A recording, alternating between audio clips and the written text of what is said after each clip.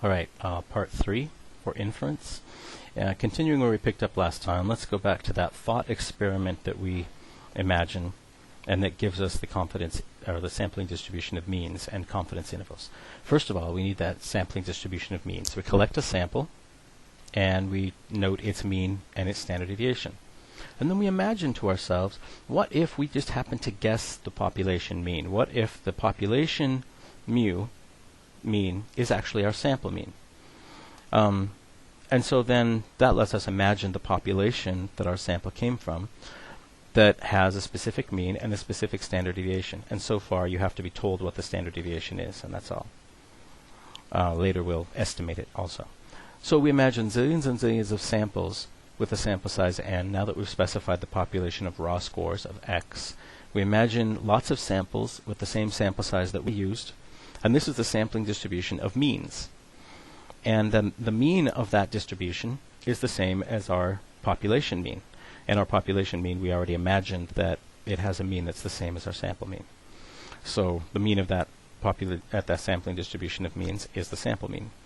And then we specify the standard deviation of that sampling distribution of means, and we calculate that by dividing the original standard deviation of the original distribution by the square root of our sample size, the sample size that was used to create all those millions and millions of means. Then we find the middle 95% of that sampling distribution of means, and that's it. And by find the middle 95%, we have to find the 2 points that cut off the middle 95%, the lower limit and the upper limit. And then our conclusion is usually something like, we are 95% confident that the true population mean lies between 25.6 and 38.9, or whatever our numbers are. Alright, so the assumptions that we make here. The conditions or assumptions for confidence intervals to be accurate by using the normal approximation the way we do. The sample observations need to be independent of each other. And then, this number 2 basically means the sampling distribution of means needs to be pretty normal. So that can happen a number of ways. Either that raw score distribution can have little or no skew, and we're talking about the sample now, indicating that it's a normal distribution. And also we have a sample size greater than 30, or we have a sample size much greater than 30. The people in this book really don't like the idea of looking at confidence intervals with a sample size less than about 30, although it happens in practice. And the more normal your sample is, or the more you can reasonably assume that the population is normal, the more likely it is that you have an accurate confidence interval. Okay, so the basic principle that we follow in constructing confidence intervals is we have a point estimate. And that point estimate is a sample statistic plus or minus a margin of error. And that's it. That's a confidence interval. So when you see a poll that says approval rating is 63% plus or minus 2%, it probably means something like 90% confidence interval for that 2%, that 63% is plus or minus 2%, which is one way of expressing a confidence interval.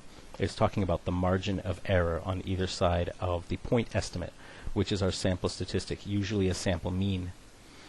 And the margin of error is always something like a z-score times the standard error.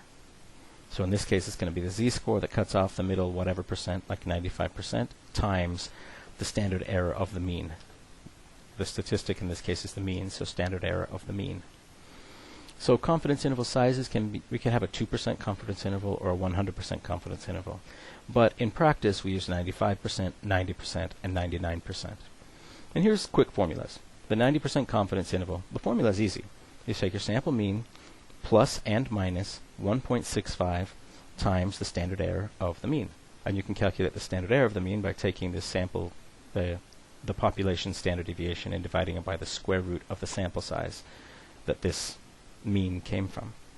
So a 90% confidence interval is just the mean plus or minus 1.65 standard errors.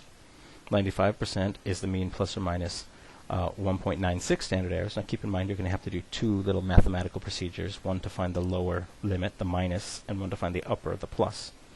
And then a 99% confidence interval in a normal distribution with z-scores is the mean plus or minus 2.58 standard errors.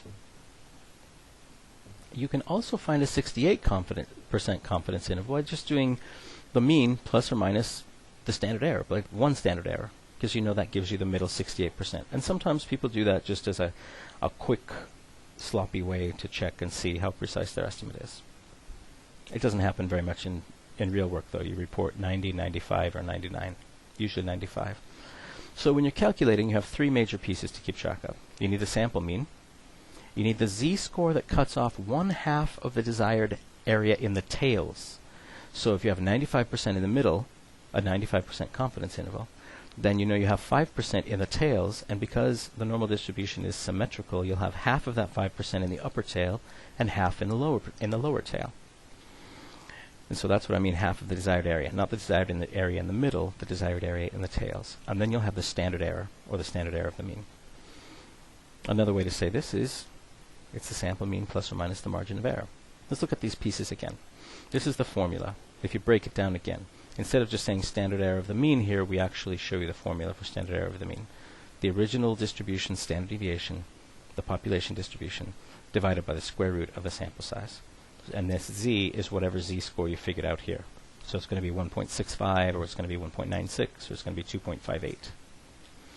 So graphically looking at the parts here, you've got the mean of the population, which happens to be the sample mean too. The standard error of the mean is the standard deviation of this distribution, and this distribution is not the distribution of raw scores. You have to remember, confidence intervals are all about which means you might see, so you need the distribution of all means. That's the sampling distribution of means. So the confidence level is the middle percentage, so 95% confidence level, 90%, 99%. And then you have alpha divided by 2 on either side. Now alpha is the little symbol that we give to the area in the tails. Sometimes there's only one alpha for hypothesis testing, but for confidence intervals there's always 2 alphas. Well, for our purposes there will always be two tails, and alpha gets divided in those. So alpha is the area that's not the middle. And so for a confidence interval, if you say alpha is 0.05, then the confidence level is 0.95, and that means we have 0.025 here and 0.025 here. So then we have the lower and the upper limits, sometimes LL and UL. And then whatever the distance is from the mean to one of those limits, and it'll be the same on either side, we call that distance the margin of error. We found that margin of error by multiplying the z-score that cuts off this alpha times the standard deviation of this distribution, and then adding it to or subtracting it from the mean. In other words, we're finding a z-score. So that's how we find that. Those are the pieces. Now let's look at a few different ways of writing confidence intervals. So the formula, as it's written out long ways, and here sometimes we say the confidence interval is our mean plus or minus the margin of error. And in psychology it's more common to say 95, we say the mean and then we say 95% confidence interval, and between curly or square, round or square brackets we will say the lower and the upper limit. Those are all legitimate ways to do things. This isn't a reporting method, this is just the formula. So that's the standard error of the mean, sigma divided by the square root of n. That's the alpha level. So when we say z alpha slash 2, it means z for the alpha divided by 2. So z that cuts off 0.025 in one tail, or for a 90% confidence interval, z that cuts off 0.05 in one tail. 99% confidence interval, z that cuts off 0.005. Don't go dividing z by 2 or anything like that. Z, everything in the subscript just tells you what kind of z it is. So alpha divided by 2. It's the z for half of alpha. So that's the alpha level represented there. The confidence level itself is always the inverse of alpha. It's the complement of alpha. So 1 minus alpha is the confidence level, 1 minus the confidence level is always alpha. Because one is the tails and the other one is everything else, the middle. And then you have the confidence limits, the lower limit and the upper limit. When you put the z-score and the SEM together and you multiply them, then you get the margin of error.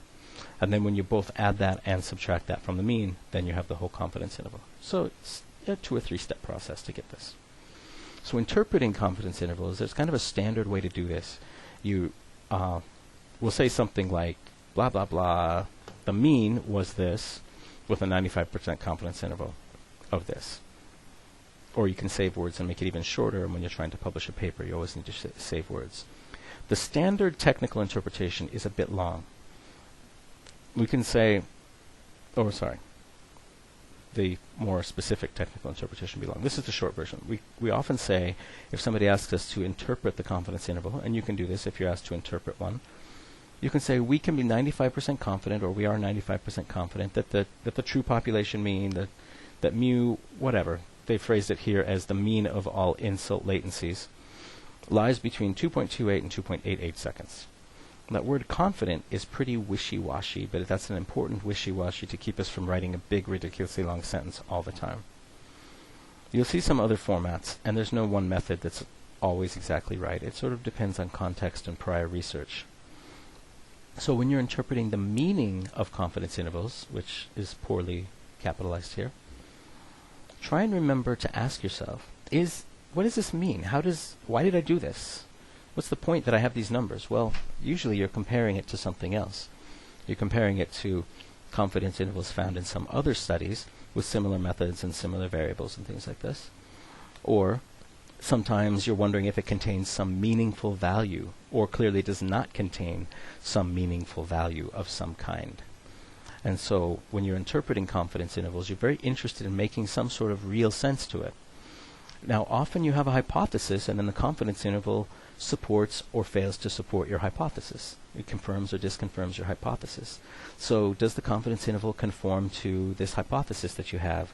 Does it tell you anything about it? And then the last thing, always a good idea, is it plausible? Does it make any sense? Do these numbers make any kind of sense? And as you go along, you learn more and more about what's plausible. That, if the numbers are not on either side of a mean, then you'd made some calculation error. For instance, if they're crazy, insane numbers, then maybe you need some calculation error. All right, I'm going to stop there for right now and make this a really brief video.